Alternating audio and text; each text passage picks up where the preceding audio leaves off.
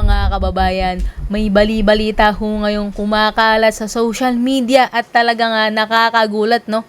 Etong si Toby Tiangco, campaign manager daw neto nga si BP Sara. Pero teka mga kababayan, in the other side, no? O siya ang huling pako sa kabaong ng impeachment ni Vice President Sara Duterte. Marami hong nalilito ngayon mga kababayan, pero dito sa video nito makikita nyo ang tunay na resibo dyan sa katanungan ko sa inyo. Pero bago yan mga kababayan, bago natin talakayin yan, isang like, share, subscribe, napakalaking tulong na ho yan dito sa ating channel. At ayun na nga mga kababayan, nitong mga nakarang araw ho kasi, naging maugong ho ang pangalan nitong si Toby Tiangco. Bakit ko ho nasabi mga kababayan? Siya lang naman ho kasi ang naghain ng House Resolution 894. Ang hiling niya ho dito madaliin o expedite ang impeachment proceedings laban nga kay Vice President. Sabi pa ni Tiangco mga kababayan, kailangan na rin itong matapos para makatutok ang Kongreso sa ibang krisis gaya ng gulo ng Middle East. Pero mga kababayan, ito ho ang plot twist. Humirit din ho itong si Tiangco na may naganap umanong suhulan o bentahan ng pirma dyan sa loob ng Kamara para mapatalsik itong si Vice President. Nalito rin ho kayo, no, mga kababayan, dito sa role netong si Toby Tiangco, no. Pero mga kababayan, para mas malinawan tayo, tapusin yung video nito dahil babakbakan ho natin, no, itong naging interview dito nga kay Toby Tiangco mga kababayan. Kaya naman reakta na tayo, no. Pero bago yan, tatanungin ko muna kayo mga kababayan. Kayo ho, anong sa tingin nyo? Kakampi ba netong si Vice President, etong si Toby Tiangco dahil sa pagbunyag niya ng suhulang naganap dyan sa Kamara? O kalaban din siya dahil siya ang nagpapadali o naghain ng House Resolution na madaliin itong impeachment ni Vice President. I-comment nyo lamang ho dyan sa baba mga kababayan at babasahin ko ho yung mga opinion nyo. Kaya naman, reakta na ho tayo dito kay Toby Tiangco. Matagal ako magkaibigan magkakilala. And mula pa lang nang nakilala ko siya way back 2013, kung tama, alam na natin yung kanyang prinsipyo. Hanggang sumalang lalo siya nung impeachment trial bilang testigo nung ini-impeach naman si Chief Justice Renato Corona. Marlon, wag ka sa aming magpaliwanag. Agad-agad, eto na, Navotas Lone District Representative, Congressman Toby Tiangco. Hello, sir. Maraming salamat. Hi, Pam, BM, and of course, Marlon. Hi, Tong. Nandiyan po si Ibi. Ibi. Oo. Yeah, EB, sorry, EB. Yan. Hello po. Mayong hapon, Kong Toby. Yes, EB, yes. Kung Toby, naririnig nyo kami sa background. Kailangan ba naming mapilit ang kaibigan namin si Marlon na mag-apologize sa'yo? Okay lang, no problem. Wala naman problema sa akin yan. Nakahanda naman ako dyan. Pero mapapansin nyo, every time na lalabas yung pangalan ni Martin Romualdez, babanat naman sa akin yung mga trolls niya, no? So, yung mga trolls naman niya, yun ang mga nagkakalat ng fake news, Of course, hindi sila mag-admit na troll sila ng Martin Romualdez, pero lahat ng bumabanat sa akin, tignan nyo, ang common denominator ng mga yan, hindi nila pinapangalanan si Martin Romualdez, tahimik sila sa pinakamalaking corruption scandal sa Pilipinas, minsan yung iba pumupuri pa kay Martin Romualdez, so obviously, siya yung nasa likod niyan, wala namang duda doon, no? So okay lang yan sa akin. Wala naman tayong tinatago So okay lang, walang problema sa akin. Kung Toby, why does it seem na you're against all odds? Bakit ikaw lang yung may matapang na boses na pangalanan ng isang Martin Romualdez sa lahat ng nangyayari ngayon? Hindi, it's not because of him, but yun na nga, yung sinabi ni Marlon, no? Nung ako nagtestigo ko for Chief Justice Corona, mag-isa lang rin ako noon At noon walang gustong maniwala na hindi alam ng mga congressman, walang gustong maniwala na hindi pinabasa yung complaint. Siyempre, ang alam mo naman parang puyog. Mas marami sila sa Kongreso, may numero sila. So, pero ang akin naman, ang paniniwala lagi is yung katotohanan, lalabas at lalabas, di ba? Imagine, that time, sinabi ko na may pabuya doon sa mga pumirma. Walang gusto maniwala. Ano lumabas? Later on, lumabas mismo sa bibig nila, nung hindi na nila mapagpaliwanag yung mga extra na binigay nila, ano lumabas? Dinagyan na lang nila ng pangalan, Development Assistance Program or DAP. Pero lumabas din naman yung totoo eh. Di ba? I mean, so hindi talaga ako natatakot kasi katotohanan yun. Ano ang magagawa ko? At kaya naman siguro hindi ko kailangan ng kakampi kasi totoo yung sinasabi ko. Siyempre, kung hindi totoo yung sasabihin mo, kailangan marami kayo para lumakas ang loob niyo sabihin kung ano yung gusto niyong kwento. Alam mo, Kong Toby, marami tayong ilan sa mga top issues na lumabas right after you were in our program the other day, no, or last week po. Pwede pong i-flash namin dito at isa-isahin ninyong masagot? Yes, of course. Walang problema sa akin. Walang problema. The first issue po, it is said na DDS ka. Campaign manager ka ni BBM last year for 2025 Alyansa. Pero pinatalo mo ang mga senador niya by not campaigning in Visayas and Mindanao. Isa pong controversial na lawyer ang nagsabi nito. Ano po ang inyong dyan? Sagot. Okay, number one, sabi ko nga, hindi po ako DDS. Kung saan ang tama. Kung tama naman si BBM, sinasabi ko naman tama siya. Kung tama naman si Sara, sabihin kong tama siya. Pero ang hirap ng mindset na porket pag pinuna mo yung gobyerno, ang isip ka agad nila, kalaban ka. Di ba? Hindi naman yung tao ang pinupuna ko, yung nangyayari, yung ginagawa, yun naman ang pinupuna ko. So, hindi po ako DDS. Okay. Pangalawa, yung sinasabi ng pinatalo ko. Hindi ko pinatalo. Ang nagpatalo nun, yung nag-isip ng impeachment noong February 5. Di ba? February 5, last day namin ng session. Tapos mahaba ang break nun kasi mag-eleksyon, di ba? June 2 ang balik namin. So, ibig sabihin, pagkatapos na ng eleksyon, tsaka kami babalik. Di ba? Yes. So, bakit nila pinilit yung impeachment noong February 5? Kasi nga, inuulit ko, kasi nga, binenta nila na yung proyekto, natanggap nila yung 20% kickback nila, sinisingil na ngayon sila ng mga pinagbentahan nila. Ang nangyayari nun, hinold ni Presidente BBM lahat ng insertion, hindi pinarelease, so namroblema sila. So, ginamit nila yon pang bargain. Siguro sinubukan nila. Sabi nila, ito ang paraan para mailabas natin, pa-impeach natin, tapos sabihin natin sa Presidente, pinangako natin ito sa mga congressman. Napatunayan na kung tama niyan. March 25, kinausap ako ni Congressman J.J. Suarez sa Manila Golf. Gabi, tinawagan ako. Sabi niya, papaano itong mga projects na in FLR, na may namuhunan na dito. Sabi ko, problema niyo yan kung may namuhunan na dyan. Tapos hindi siya nakalusot. Sabi niya, paano to? Napangako na to sa mga pumirma sa impeachment. Sabi ko, hindi ko alam yan kasi hindi ako pumirma.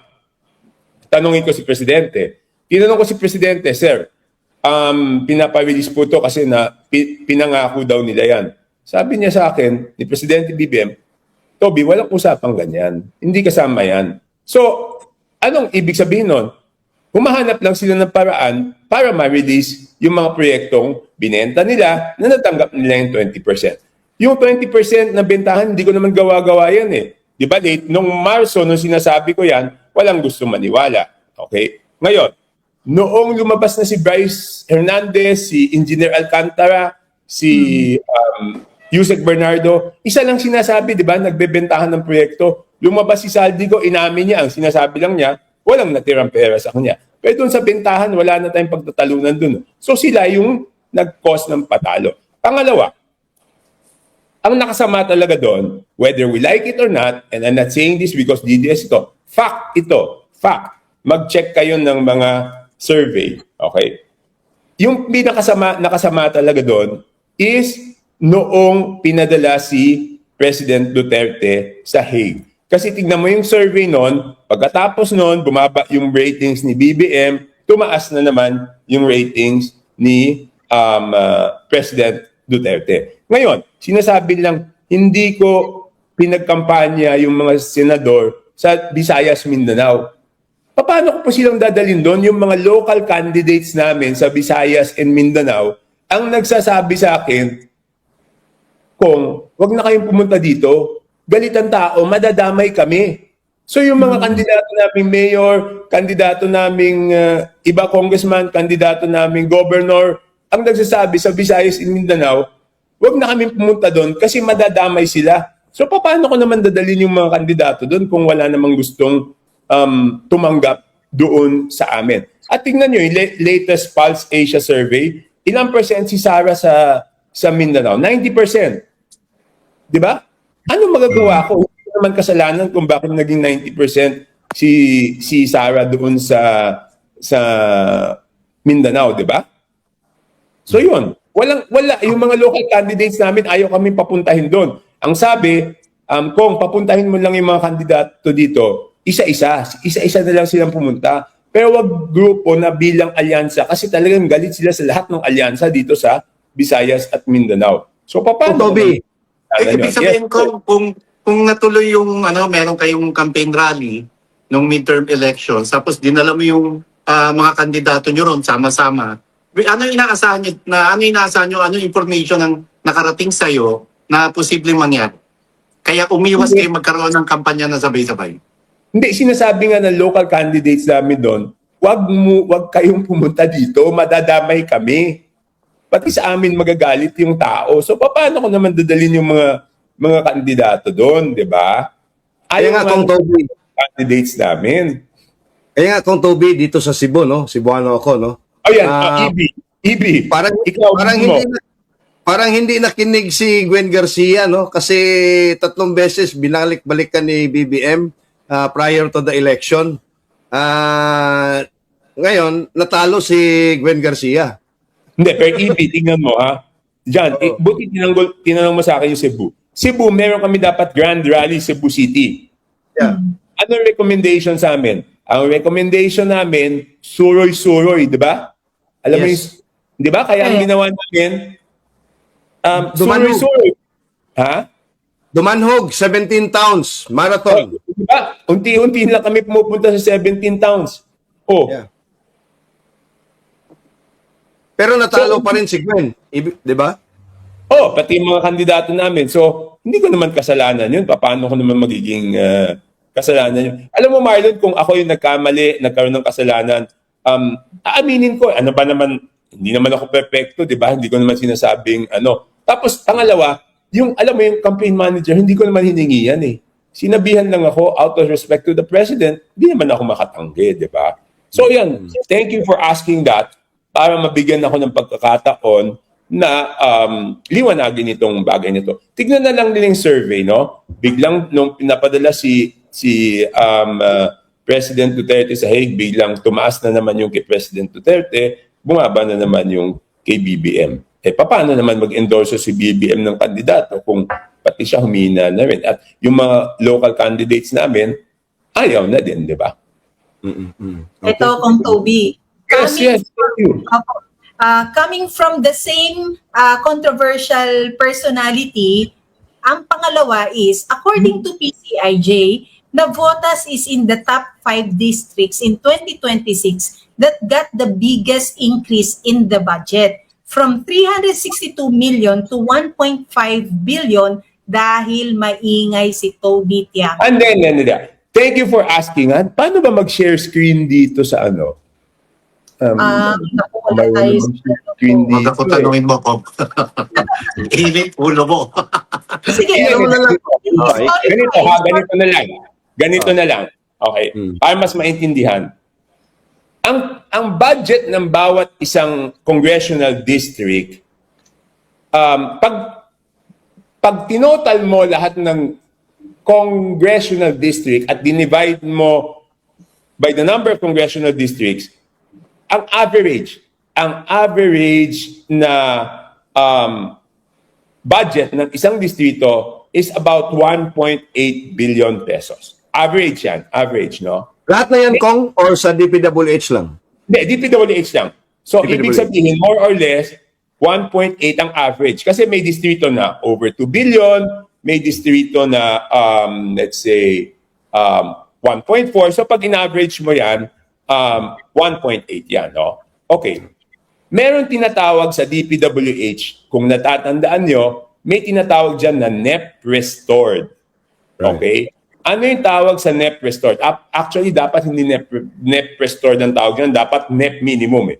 Yung NEP restored, yan ang based doon sa formula ng DPWH, yan ang dapat na assured na minimum sa inyong distrito for every year. Starting 2023, 2024, 2025, 2026, etc. No? So yan yung minimum para sa iyong distrito. Minimum ha, pwede kang tumaas pero hindi ka pwedeng bumaba doon. Okay. Ngayon, ang nangyari, noong pinasa yung NEP restored ng NEP ng nabotas for 2026, nung dumating si Sec Vince, ang naging sa nabotas lang is 362 million. Okay? So kulang siya ng 1,048 million. Siyempre, bilang kinatawan ng mga tiga-nabotas, pinaliwanag ko kay Sec Vince, bakit nabawasan? Ay sabi niya, hindi, i-request mo. Kay Sec Vince to request, hindi doon sa ano. Sabi niya, i-request mo, hindi dapat ganyan. So, out of the 1,048 million na kulang, ang binalik lang nga is yung 748 million. Okay? So, yung 362 plus 748, naging 1.16 billion. So kung titignan mo sa tamang pananaw at hindi mo lalagyan ng mali siya, kulang pa nga yan kasi ang dapat na minimum ng navotas for infrastructure is 1,410 million pesos. So ibig sabihin, kulang pa kami doon sa dapat natanggap ng navotas, kulang pa ng 294 million pesos, di ba? Hindi naman pwedeng kung ang dapat sa nabotas ay 1.4 billion at 362 lang ang nailagay ng DPWH. Alangan naman tumahimik ako. Sino bang maapektuhan? Yung mga kababayan ko. Ang mahalaga ay kahit anong proyekto dinadala sa nabotas, walang kalokohan sa mga proyekto, di ba? Ang problema, Walang ghost project, Kong. Walang ghost projects, walang kahit substandard. Walang substandard. Okay? Ngayon, dadagdag ko na. Nung lumabas yung top 15 contractors ni Presidente, di ba? Yes. Nag-check ako sa nabotas. O meron ba nitong mga contractors na to? Meron. Pero noon ko lang nalaman. Kasi hindi naman ako nakikialam sa bidding. So first time nga ako nagtanong sa district engineer. So ginawa ko, pina-inspection ko sa city engineering office ng nabotas yung mga proyekto. Okay lahat. Walang problema. So yun. Mas mabuti tinatanong yun sa akin. Kasi alam mo naman yung mga, ayan yung abogado na yan, tingnan mo, never niya binatiko si Martin Romualdez. Bulag siya doon sa corruption na nangyayari. Tama kasi Kong, no, Pam at Marlon, just for context, no, para lang din maano itong si Kong Toby. There is a district, the 7th district in Cebu. 7th district, one of the least populous district. Pero it got 32 billion worth of DPWH projects between 2023 and 2025. Ang lone district ng Mandawi, kung saan kontrolado ito ng bilas ni Martin Romualdez, got around 18 billion of flood control projects. Tama po. Tama kayo. So, bakit hindi yan ang tinatanong na itong abogado na ito, di ba? What I'm saying, tayo naman, di ba? You cannot bite the hand that feeds you. Huwag mong kakatin yung kamay na nagpapakain sa'yo o nagsusubo sa'yo. Di ba? So, I mean, ano magagawa natin, di ba? Tsaka, ang problema dito sa ibang ito, sa iba sa mga to, dahil lang sa nagsasabi ako ng totoo, hindi na siguro matanggap yung katotohanan, di ba? Hindi na siguro matanggap na tinatamaan yung boss nila. At hindi ko alam kung anong payment dito kung per post, per banat, per or monthly. Ha? Or Baka monthly. Hindi Baka siguro monthly. Ang duda ko dyan, may monthly retainer, pero every post, meron yan. Kaya nga sila, sa tingin ko, tuwan-tuwa sila pag may nag-interview sa akin kasi masasaktan yung boss nila, utusan silang bumanat, o de, Kita na naman sila. Performance bonus, ika nga, Dahil Kong. special ops ka, Kong. Kong, dahil Oo, special ops. Kaya dapat magpasalamat sila sa inyo, sa mga nag-interview sa akin, di ba? Napukulot kami, Kong. Hindi sila kikita. Ibig sabihin, after this interview, meron na naman pong kikita. Dahil Of meron course. na naman. Kaya nga tuwan-tuwa sila eh. Tuwan-tuwa sila eh. Di ba? Okay. Actually, Kong Toby, dito sa statement na yan, pinutol ko lang. Parang Because ano lang yan eh. Teka ha, Pam. Parang Okay. sa Congress lang yan eh. Di ba? Parang sa Congress lang yan. Pag may impeachment, masaya. Pag walang impeachment, malungkot. Matamlay. Matamlay. Di ba? Pag may impeachment, may kumikita. Pag walang impeachment, wala. Sweldoan lang kayo. Tsaka hindi lang specific to dito sa administrasyon na to. I mean, Yeah. tagal ko na sa Congress eh. Siyempre, di ba? Minsan nga, alam nyo, minsan dati sa Congress, yung kakampi ng administrasyon, ang nagsasabi doon sa kalaban ng administrasyon, mag-file naman kayo ng impeachment. Kasi hindi na kami pinapansin ng mga kakampi namin sa administrasyon. Yun. So we will get there later yung issue ng impeachment dahil naganap na nga yung hearing kahapon. We want your wisdom on certain things. But to finish this, Kong Toby, meron pong kasunod kasi yan, yung dahil maingay ka. Effective tumahol, pero effective ba ang flood control sa Navotas? Yun po ang ano niyan. Okay. Effective ba yung flood control sa Navotas? Tanungin na lang niya yung mga Nabotenyo, di ba? Kasi ang sinisisi nila sa akin, nung isang beses, nasira yung navigational gate kasi binangga ng barko, na naayos naman. So, pati yung mga, pag nasira yung flood control, dahil binangga ng barko at bumahanon, sinisisi nila sa akin, di ba? So, kung effective, tanungin na lang niyo yung mga Nabotenyo. Tapos tinatanong nila bakit yearly daw may flood control projects yung Navotas. Kasi kami nga yung below sea level, Yun. sabi nila bakit matagal matapos? Matagal matapos kasi from my political career in 2001 hanggang 2022 ko lang naging kakampi ng administrasyon.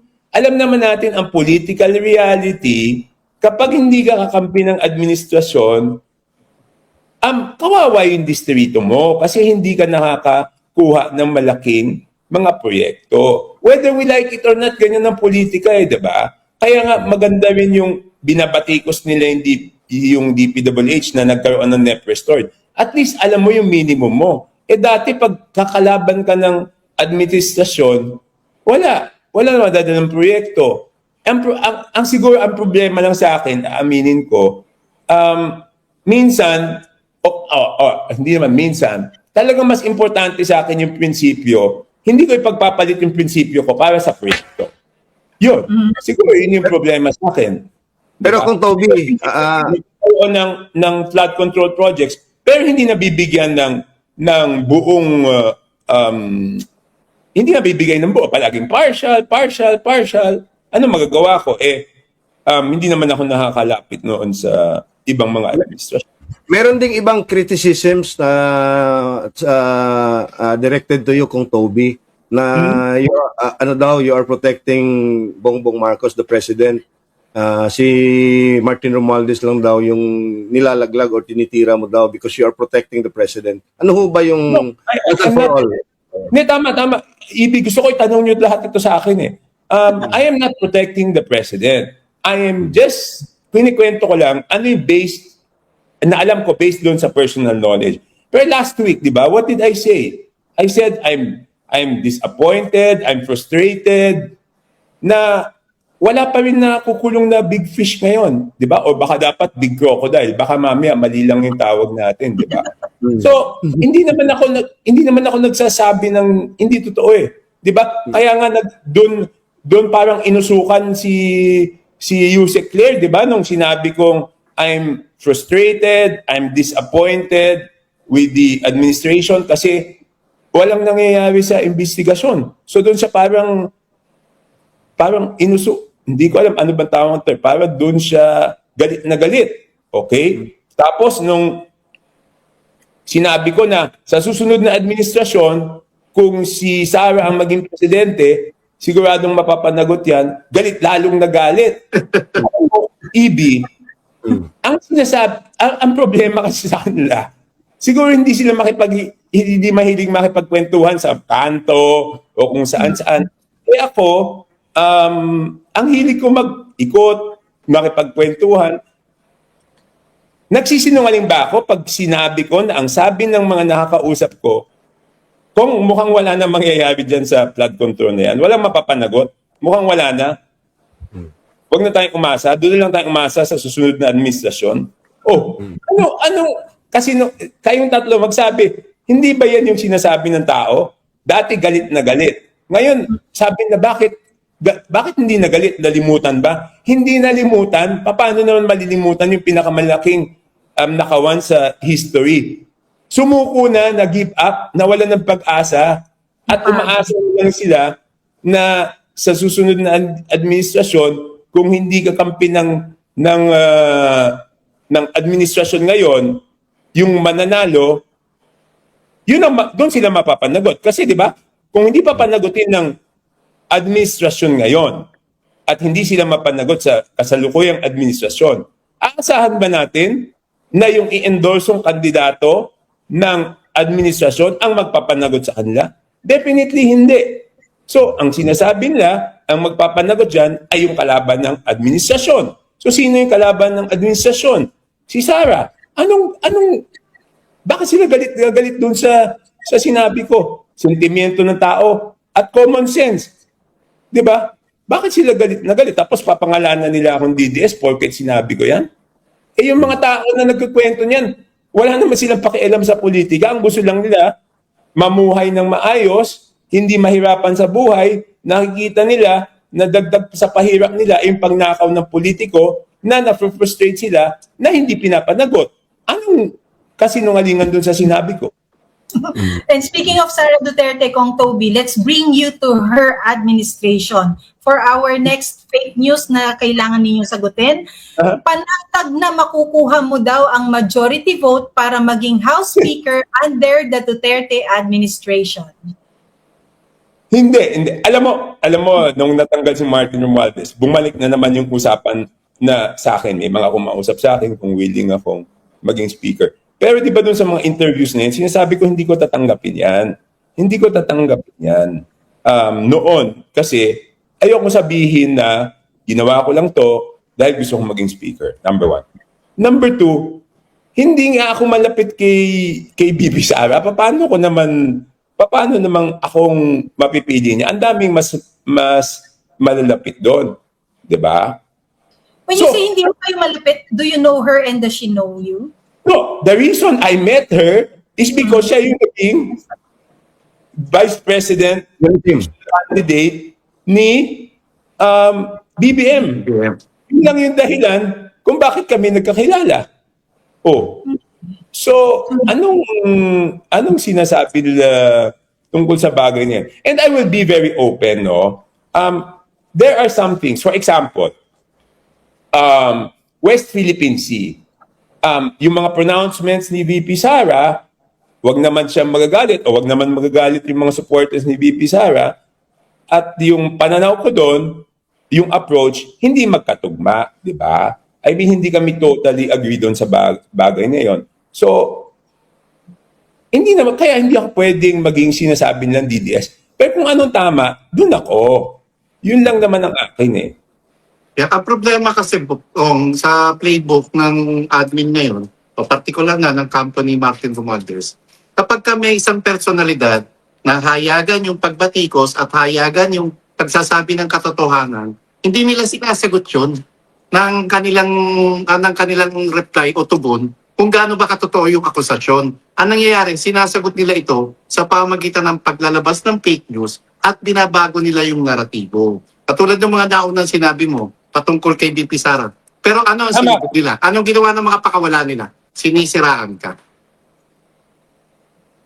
Hindi, tama yun. Tsaka hindi lang yun, Marlon. Sa tingin ko, nagsama na yung mga may ayaw kay Sarah, tsaka yung may ayaw o yung takot, na magbulag-bulagan na lang sila dito sa flood control scam kasi iniisip nila nakikinabang si Sarah pag pinag-uusapan yung flood control scam. May mga nagsabi sa akin yan na kinakausap ako, nakakampi ng administrasyon, tigilan mo na yung flood control scam kasi nakikinabang si Sarah. Sabi ko, anong klaseng pag-iisip nyo? Magbubulag-bulagan tayo sa nakawan dahil lang Nagbe-benefits. may magbe-benefit. First of all, sabi ko, I don't think nagbe-benefit siya sa issue na to. No? Number two, hindi naman importante kung sino yung nagbe-benefit eh. Importante, may nakawan, alam natin yan. Number three, if ever nagbe-benefit siya, if ever, is because wala kayong napapakulong. Diba? Eh, sinabi nyo, may papakulong kayo, wala kayong napapakulong. Siyempre, ma-frustrate yung tao. Diba? Kung na-frustrate yung tao, baka nga na kung na-frustrate yung tao sa inyo, hahanap sila ng ibang kikilingan. Isa lang naman si Sarah doon sa pwede nilang kilingan, hindi naman automatic. Pero, nadidisatisfy muna sila sa inyo, kaya sila humahanap ng ibang kikilingan. So, dapat tignan nyo kung ano yung root ng problem, hindi yung resulta nung hindi nyo na-resolve ang problema.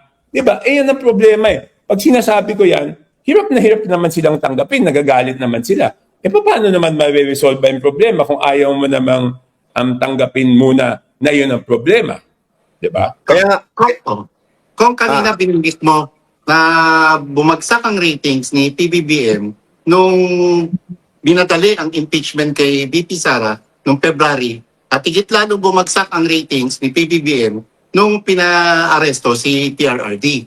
Ngayon, Yes. sa gitna ng krisis, sa gitna ng silangan, at sa gitna ng anomalya sa flood control,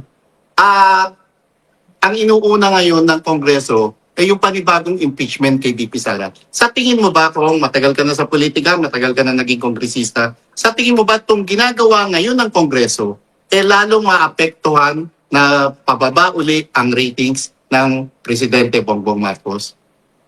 Hindi, okay. First, Marlon, hindi ko, sinasabi ko lang yan kasi yan yung sinasabi ng Pulse Asia survey. So, Yes. hindi ko invento yan na ganyan yung nangyari. Yan ang sabi ng Pulse Asia na talagang sumadsad at tumaas naman yung kay Sarah noong pinadala doon sa Hague, no? Ngayon, okay. Ngayon, tinatanong mo, what will happen kung ituloy yung impeachment proceedings habang naghihirap yung ating mga kababayan? Yun yung kaba ko. Whether it will happen or not, I'm not sure. Kaya nga, ang sabi ko, di ba last interview nyo, sinabi ko na sa inyo, hindi ko alam kung nasabi ko sa inyo, yung House resolution na final ko, na madaliin na lang, tapos, para madaliin, para mapagtugunan ng pansin yung problema sa Middle East, di ba? Total, sabi naman nila, Marlon, madami silang ebidensya. Kompleto sila ng ebidensya. Ano pa magpapatagal nun kung kompleto na kayo sa ebidensya? Bakit pa papatagalin? Diba? tama. At saka may naririnig din ako kahapon na Kong Toby, no? I don't know kung if you're privy to this information. Mayroong medyo marami-rami na rin daw na mga kaalyado ni former Speaker Martin Romualdez na ayaw na raw na pumirma at mag-endorse ng impeachment against the Vice President sa 20th Congress na ito. Mukhang si Congressman Sandro Marcos na lang daw ang nagpupush dyan. Ano bang naririnig mo at namamarites mo dun sa Kamara? Alam mo, EB, to be very frank, no? Number one, hindi ako nakikipagmaritesan pagdating sa bagay na ganyan Kasi it doesn't matter to me. Kahit mag-isa lang ako doon sa stand ko para bumoto ng kahit anong bagay, hindi ako ma-impluwensyahan. Ay, dito ka na kasi mas madami. O ganun. Hindi ako ma-impluwensyahan. Basta tama yung pinaglalaban ko, number one. Number two, EB, kaya hindi ko masagot yan. Alam mo naman doon sa Congress, alam naman ni Marlon to. Iba yung sinasabi pag nakaharap, iba yung sinasabi pag talikod. Di ba? I mean, pangatlo, iniintindi ko naman yung mga kasamahan ko na kaya iba yung sinasabi nila pag kaharap, iba rin pag natalikod, is because may political reality. Di ba? Ang political reality dyan is pwedeng gipitin sila sa pondo at pwede namang bigyan sila ng premyo. So yan ang mga realities eh. So hindi ko inaasahan yung mga bagay na yan hanggat di nagkakabotohan eh. Kasi pwedeng bumaliktad eh. Di ba? Realidad yan eh. I mean, wag naman magagalit yung mga kasamahan ko sa Kongreso, bato-bato sa langit, tamaan, wag mo magalit. Ay, ganun Ang talaga. dami magagalit kong, ang dami magagalit sa iyo niyan kung Bakit? Bakit?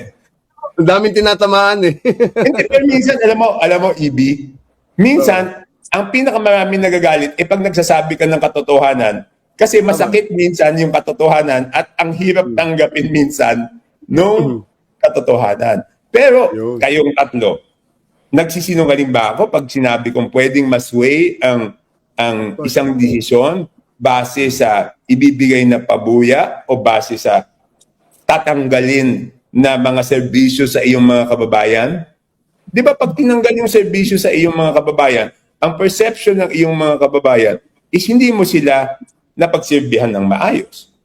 Pero may mas matindi pa na stick dyan kong Toby, yung kakasuhan ka.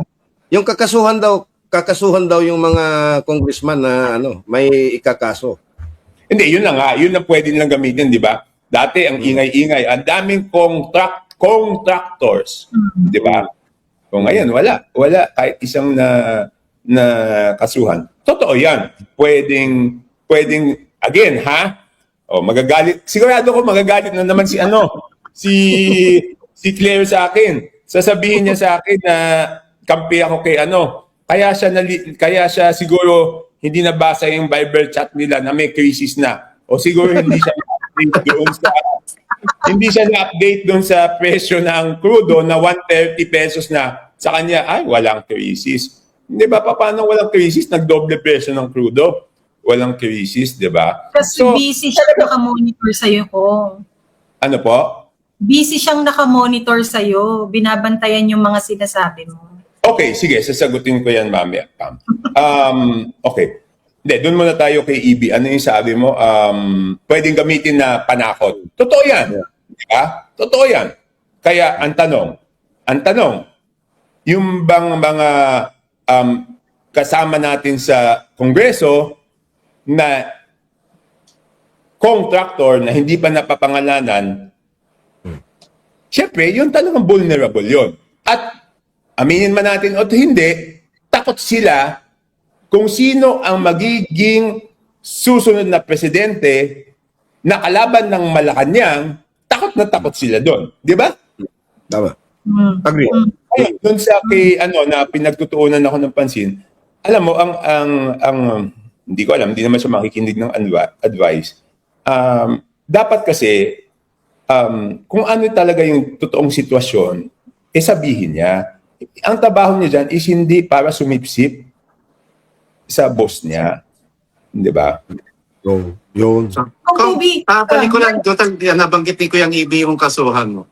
Sa tingin mo, personal mo itong pananaw ko, makatarungan ba yung ginawang 2 beses na pagsuspindi kay Congressman Kiko Barsaga? At nauna siyang sinuspindi kumpara doon sa mga contractors. Hindi, okay. Yung kay Kiko, yung first time, both times, hindi naman ako nag-participate. Pero yung second na lang tayo.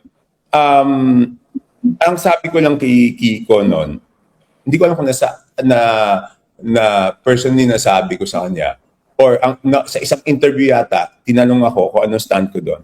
sabi ko, ang hindi ko lang nagustuhan doon, at I think he should have apologized, is yun doon sa namatay naming colleague, di ba? Sana naman, wala na yun di ba? Yun lang yung stand ko doon, na doon medyo nagkamali siya. Pero sa ibang bagay, para sa akin, yung first, hindi ako pabor doon sa first Kaya nga di ako bumoto Because para sa akin, all of this is freedom of speech, di ba?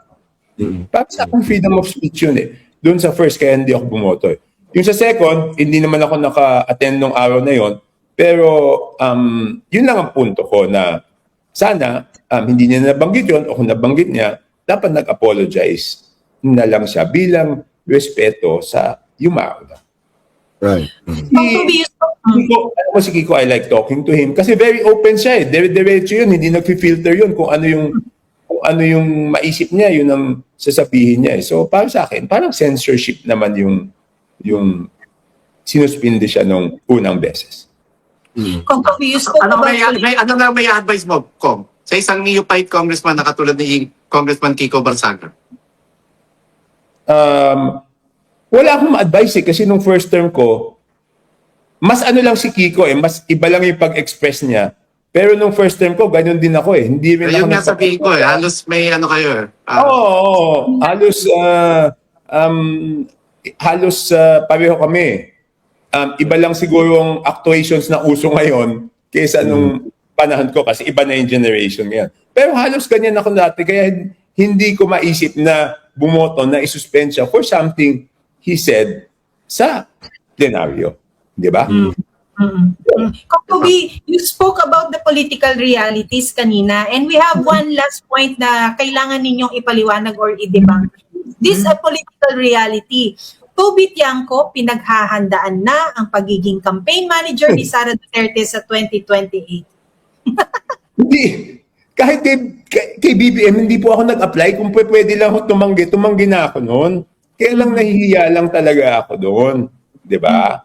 Nahihiya lang ako tumanggi. Bakit ko naman gugustuhin yung trabaho na yan? So definitely, hindi na naman totoo to. Di ba? Pero siyempre, kung per post ang bayad dyan, iisip lang sila ng kung ano-ano. Di ba? Oo nga. Kung guys, do you have other questions? If we can proceed. Ano na lang ako, Kong, hirit na lang ako kasi nilip yung freeze order dun sa bank accounts ng mga personalidad na sangkot sa flood control projects. And after that, Anong take mo rito? At ano na naman ang magiging epekto nito na impresyon ng tao sa Marcos administration? I see kung Marlon, after the lifting, humingi nag-request yung AMLAC executive director na ilipat siya sa BSP. Okay, ganito muna ha. Yung pag-lift, hindi ko sure, Marlon, pasensya na, hindi ko nabasa yung news na yan. Hindi ko alam kung na-lift o kung nag-lapse na yung 6-month period Kasi parang pwede lang yatang i-hold yan unless may kaso, 6 months lang yata Pero pwede i-extend, di ba? Nag-lapse actually. Nag-lapse lang yata pwede mo yatang extend. Hindi ko sure baka magkamali ako kung ano yung reasons na pwede extend. Pero pwede extend. Ngayon, mas nagulat ako dito doon sa sinasabi ni EB na nag-request yung AMLAC director na mailipat, di ba? Sa Bangko Sentral. Bangko Sentral. Hindi ko alam, likotan na natin, isip natin, di ba? Hindi naman siguro kasalanan maging malikot ang isip, di ba? Wala kayong connection to doon sa impeachment ni VP Sara. VP Sara. Diba? Medyo likotan natin ng konti. No. O wala kayang connection doon sa mga involved sa flood control projects. Diba? Parang nakakagulat lang kasi bigla-biglang nag-request ng palipat at wala naman yata nakita pa akong explanation. Yes. Kung So, siguro- matindi yung mga banat sa'yo, no? O kung matindi banat sa'yo, at ang daming fake news na naglalabasan at kami nagugulat, no? Naniniwala ka na ang mismo. I'm not worried about fake news. Di ba? Kung kasi matindi yung kampanya kong ng government against fake news. Ang tanong ko ngayon, naniniwala ka ba na mismong mga kaalyado ng Marcos administration ang pasimuno o gumagawa o nagpa-practice ng fake news?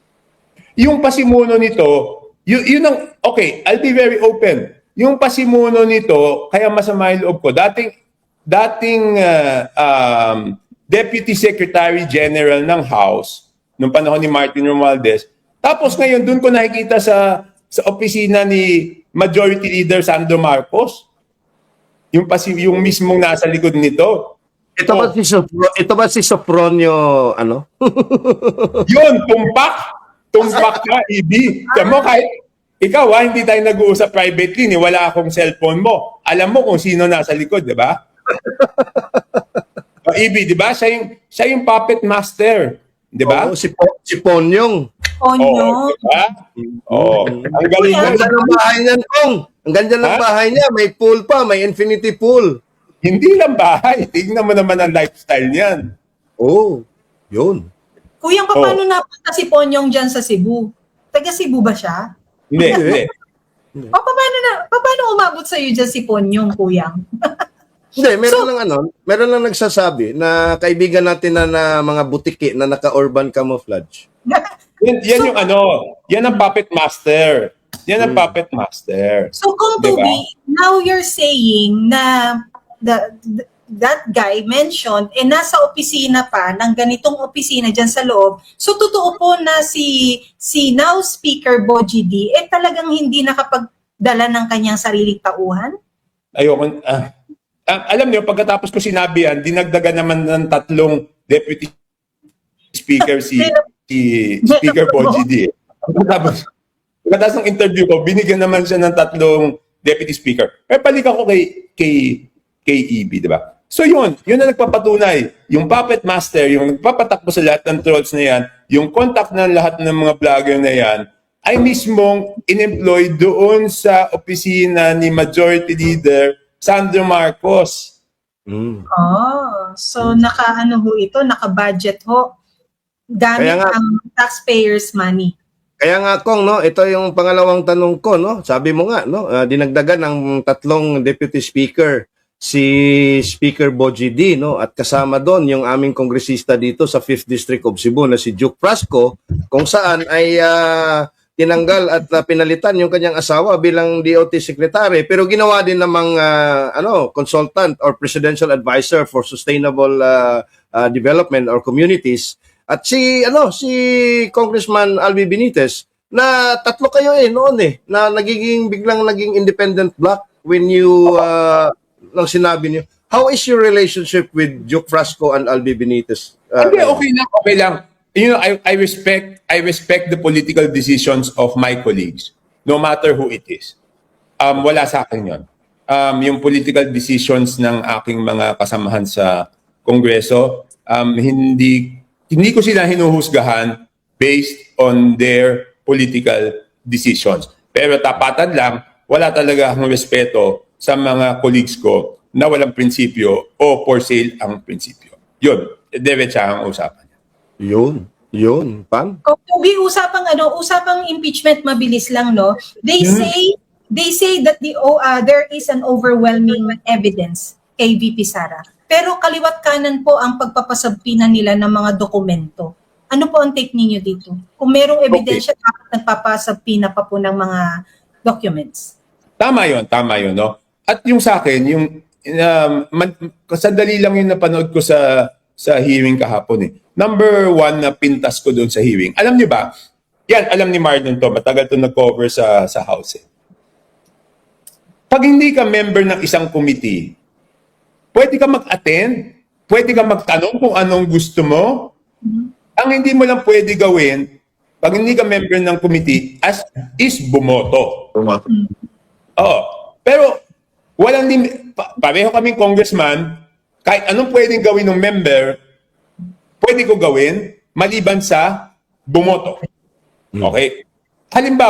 Isang halimbawa, tignan natin pag budget hearing, hindi naman lahat ng congressman member sa Committee on Appropriations. Pero kahit sino pwede magtanong. Pero anong ginawa ng ground rules dito sa impeachment ni VP Sara? Yun. Diba? Sabi nila, Pag hindi ka member, hindi ka pwede magtanong.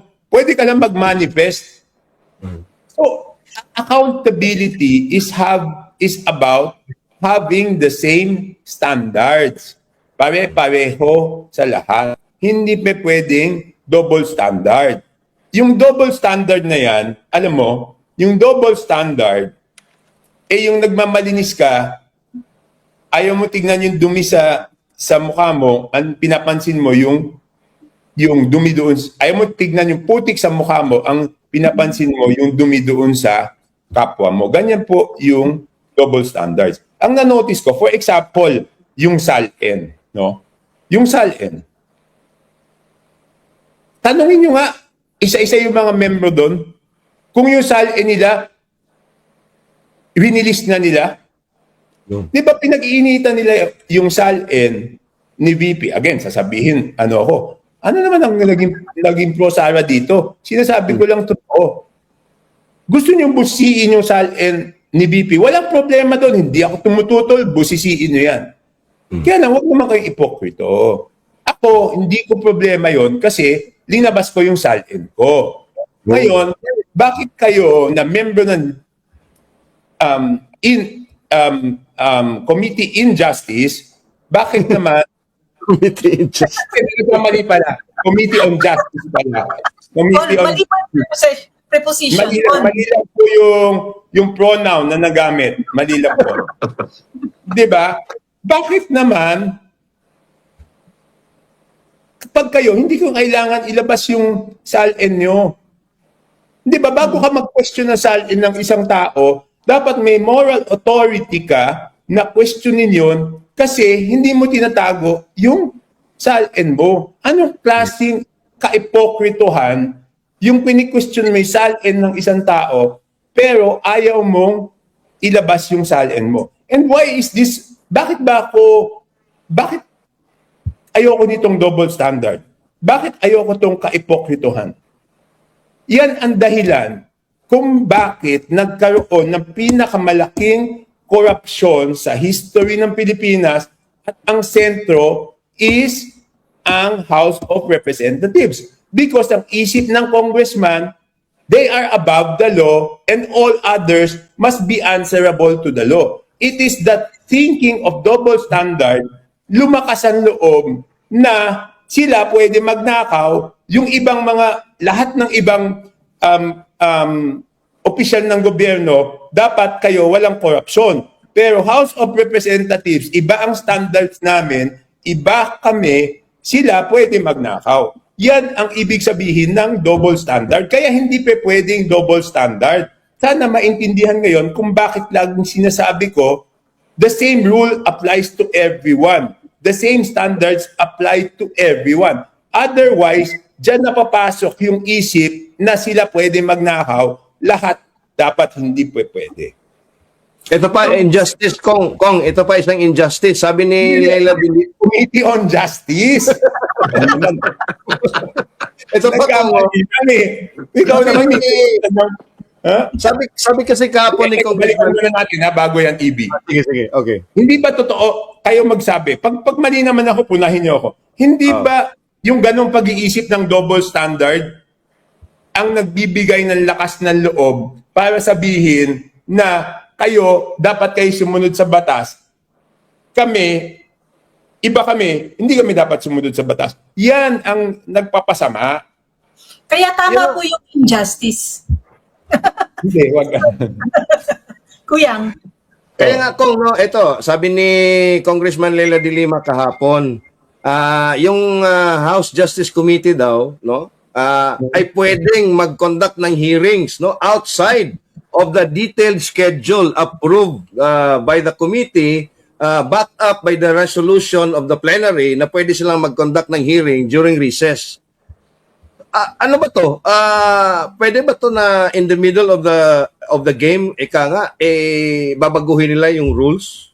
Hindi, okay, Ibi, pasensya na. Ang tingin ko dyan, because they were given the authority na mag-conduct ng hearing, ay pwede po sila. Basta sundin lang yung rules namin na dapat may 3-day notice, lahat ng mga membro, yung mga respondent, may 3-day notice. pwede po yan. Again, buti na banggit mo sina Congresswoman Laila de Lima. Hindi ko sinasabi na lahat ng sumusuporta sa impeachment ay dahil doon sa takot sila doon sa kalaban ng gobyerno. Ang sinasabi ko lang is may mga tao naman ako, may mga grupo dyan, katulad for example, Akbayan, Congresswoman Laila de Lima, Congressman Shel Diokno, Percy Serdanya. Yan, naniniwala ako, it's really for accountability. Makabayan, yan, sina Tonchi Tino, sina Renico, sina Sara Ilago, yan for accountability. Kaya mataas naman na respeto ko sa mga yan. Sina Kiko D, yung grupo niya, for accountability. Pero hindi mo maitatago na sa likod ng mga yan, meron talagang grupo dyan ng mga contractors tsaka yung mga crocodiles na talagang tinutulak nila to, sinusuportahan, sinasakyan, hindi dahil sa prinsipyo, kung hindi dahil sa ayaw nilang managot sa susunod na administrasyon. Pero Kong, paano ba yung sinasabi mo nitong si Laila de Lima, Percy Sindanya at sina Chil Diokno? Nagdala sila ng props doon sa hearing eh. Yung piatos at Mary Grace na bag. So, ano ba yung ano masasabi mo doon? Kanya-kanyang style, no? Pero ayoko na magkomento dyan because it's their personal style. Bahala na yung taong mag-desisyon doon sa mga ginagawang ganon, di ba? Ayoko na magkomento sa mga bagay na yan. Kung Toby, doon sa hearing kahapon, no, as if they were trying to cure the use of the term na mini trial. So, Pero si Chairman Luis Torre nagsabi nun, di ba? Oo. Pero ginagamot nila tila kahapon upon probably realizing na mali, it's a wrong legal move for them at talagang hindi sila makakalusot. So, do you think what's really happening is a mini trial or it's still part of the initiation of proceedings dito sa sa level na to? Okay, sa tingin ko na dapat nauna yung mga ebidensya bago pinagbotohan yung sufficiency in substance, di ba? Kasi kung may substansya na, ano pang kailangan mong ebidensya, di ba? May substansya na nga. So, ano pa yung mga kinakailangan mong ebidensya? Dapat siguro nauna yung pagkalap ng ebidensya bago sinabing sufficiente doon sa substance. Right. Ayun, Marlon. Tapos na yan eh. Tapos na yan, Pame. Tapos na yung puntong yan. So, hindi na natin mababalikan. Tsaka mayorya ng bumoto. Bilang collegial body, rinerespeto ko naman yung boto nila. Ang akin lang, let us be more sensitive about the times, no? Ibig sabihin, alam mo, even before the crisis in the Middle East, even before that, di ba, nung nandiyan pa yung impeachment ni BBM at hindi pa nadidesisyonan, at ako, ang dami ko na pinagdaan ng impeachment eh. Walang impeachment na nakakabuti sa ating bayan. Ang impeachment proceedings, kinakabahan yung mga bilang kababayan natin, mga investors.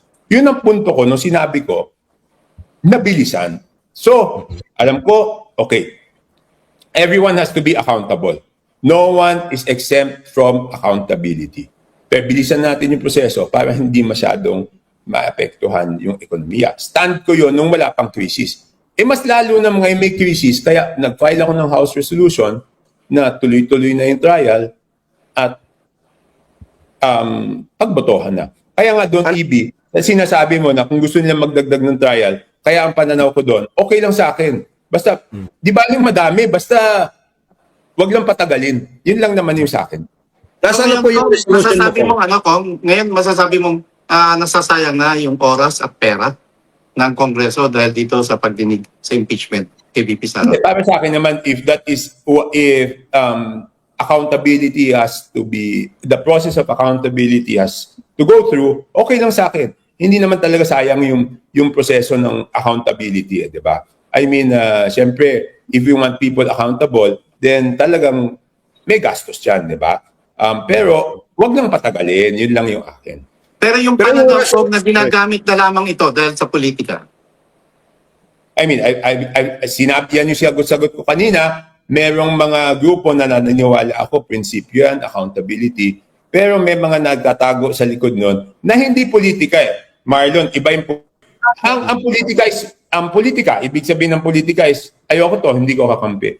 Ang mas matimbang sa akin doon is yung gusto nilang impeachment dahil nga gustong matakasan yung mga ginawa nilang pagnanakaw na hindi pa sila napapanagot hanggang ngayon. At ulitin ko, natatakot sila na kalaban ng administrasyon ang makaupo dahil nagwo-worry sila na pagkalaban ng administrasyon, hindi nila maareglo.